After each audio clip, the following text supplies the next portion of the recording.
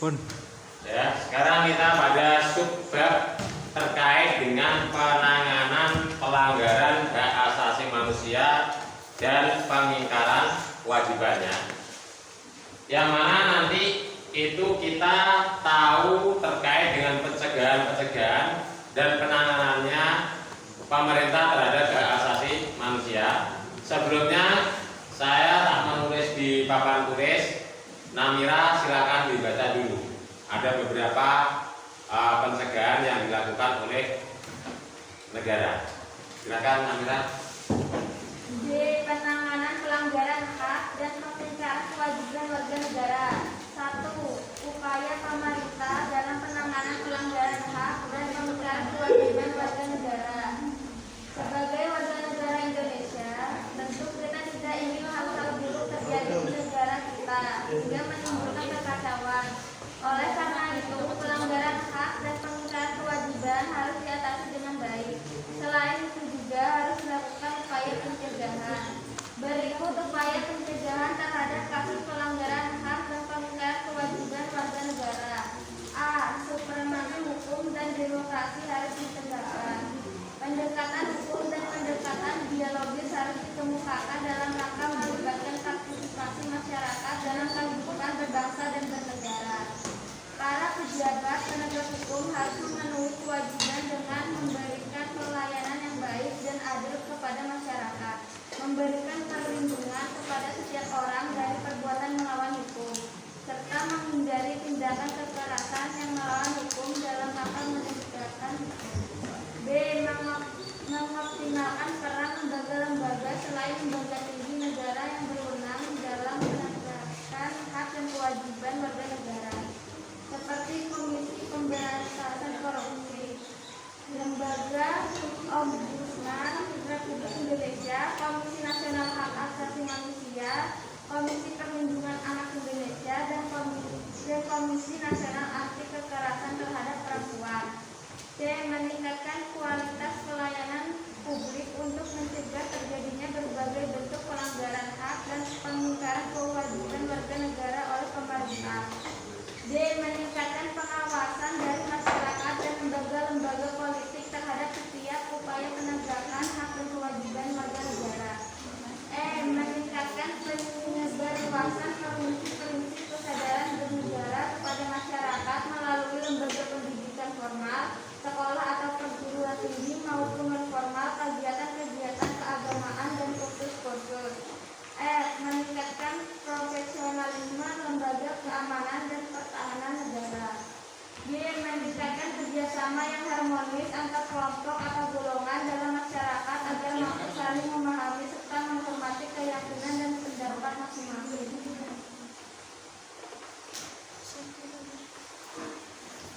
Sudah Namira.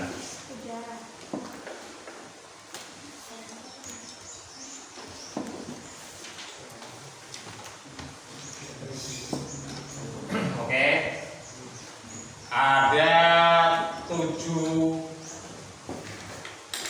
pencegahan yang dilakukan oleh pemerintah dalam menangani pelanggaran hak dan pengingkaran kewajiban. Yang pertama, pemerintah harus melakukan supremasi hukum dengan memperkuat demokrasi. Apa itu demokrasi?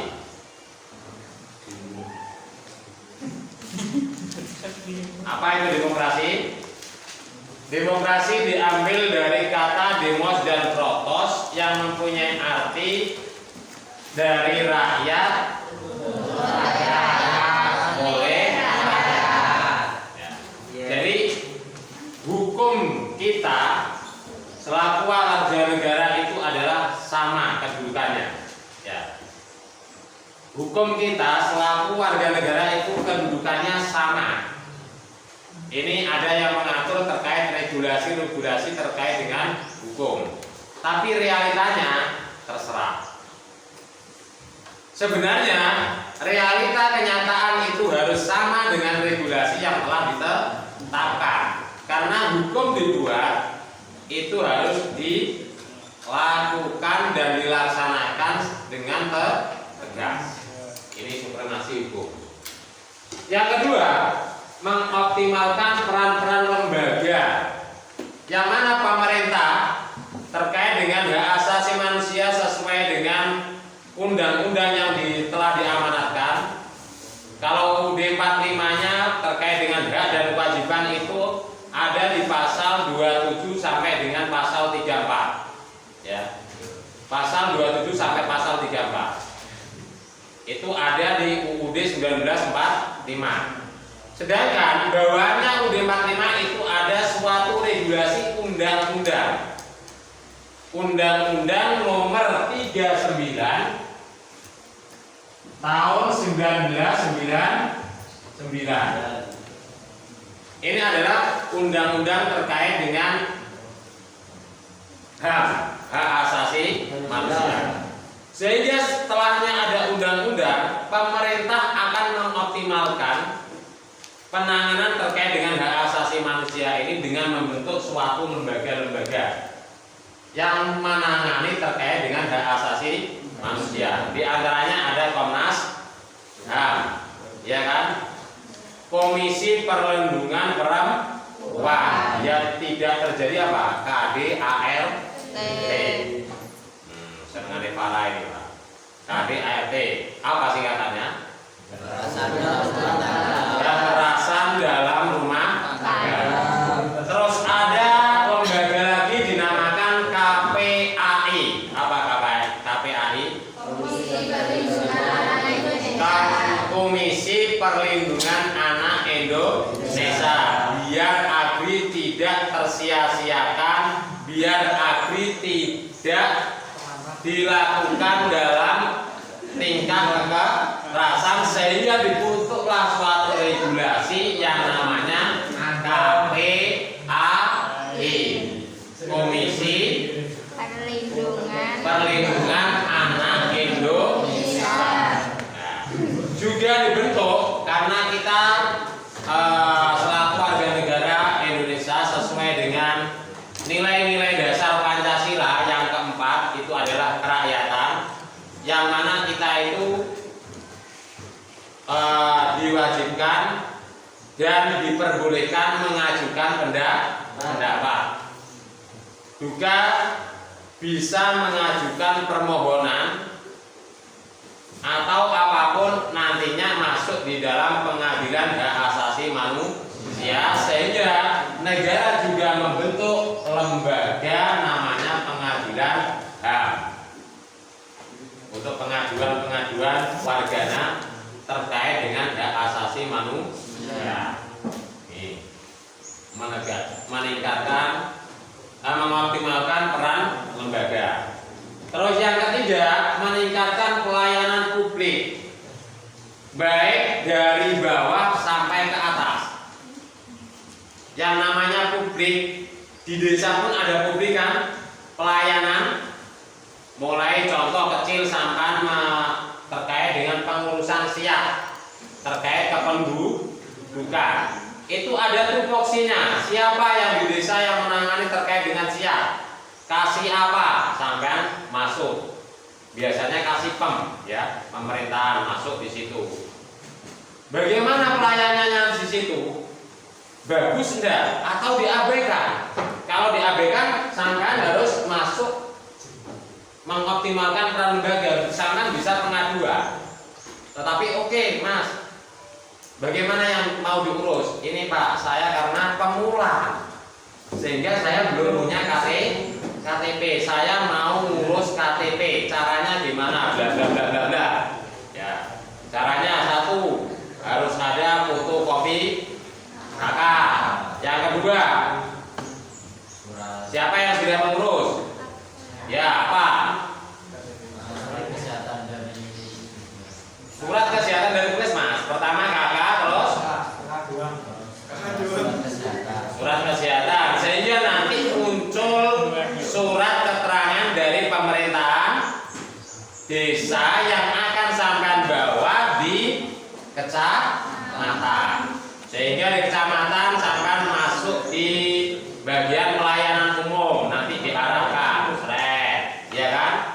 Sehingga nanti dilayani, terus akhirnya perekaman. Apakah langsung jadi? Tidak. Mungkin bisa error beberapa hari karena apa? Itu adalah EKTP, elektronik. Ya kan? Kita sebagai manusia saja terkadang kita diberi sakit. Apalagi elektronik buatan manusia, pasti ada errornya. Makanya nantinya ada kita itu harus sadar. Ya, sadar. Oh, namanya manusia saja ada sakitnya, apalagi elektronik. Bagaimana pelayanan publik di situ? Memuaskan atau tidak? Sudah sesuai dengan S6-nya enggak? Salam, sapa, senyum, santun dan lain sebagainya. Kalau sampai kurang memuaskan, adukan. Nah, karena di situ ada kotak saran. Nah, ini meningkatkan pelayanan publik mulai dari bawah di pemerintahan desa, kecamatan, kabupaten sampai dengan pusat. Yang keempat, meningkatkan pengawasan. Ya, meningkatkan pengawasan.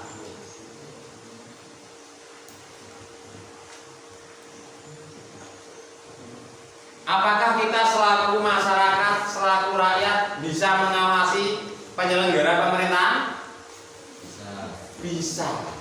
Ya kan? Bisa. Kita mengawasi penyelenggara pemerintahan. Tetapi ada suatu regulasi peraturan perundang-undangan yang berlaku. Kita boleh demo, ya kan? Kita boleh unjuk rasa, tetapi ada regulasi yang mengatur. Sampean boleh berpendapat, sampean boleh berkritik, tapi ada undang-undang yang mengatur. Ini adalah pengawasan. Pak, kalau lebih bagus kita harus diam aja. Ya, jangan gitu. Kita harus proaktif. Kalau memang di desa sampean, Pak, kenapa Pak? Bantuan kok selalu disampaikan kepada keluarganya perangkat. Oke, sampean tampung. Ojo betul-betul. Itu mungkin terjadi di Sidorejo.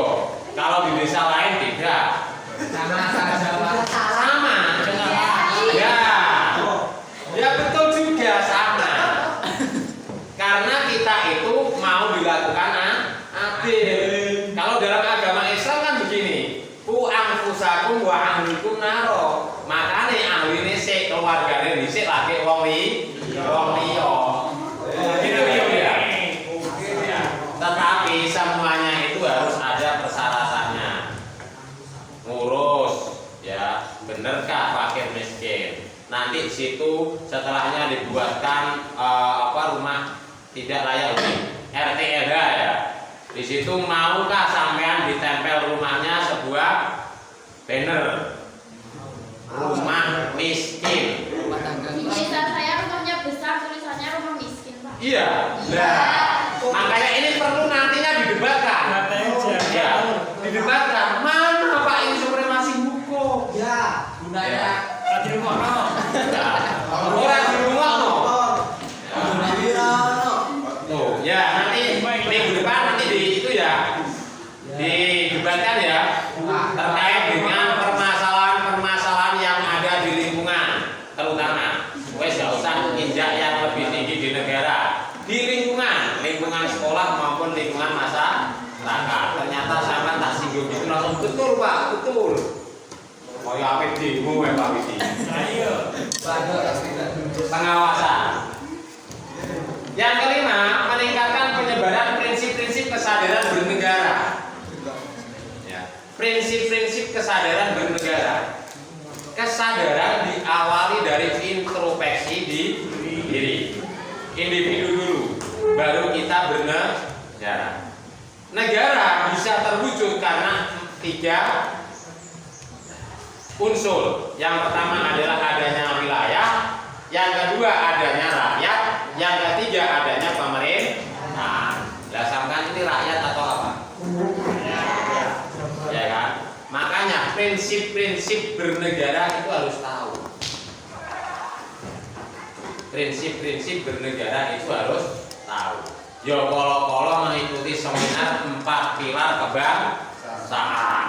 Kolo-kolo di desa sampean pernah ada seminar itu? Belum. Karena tidak atau belum.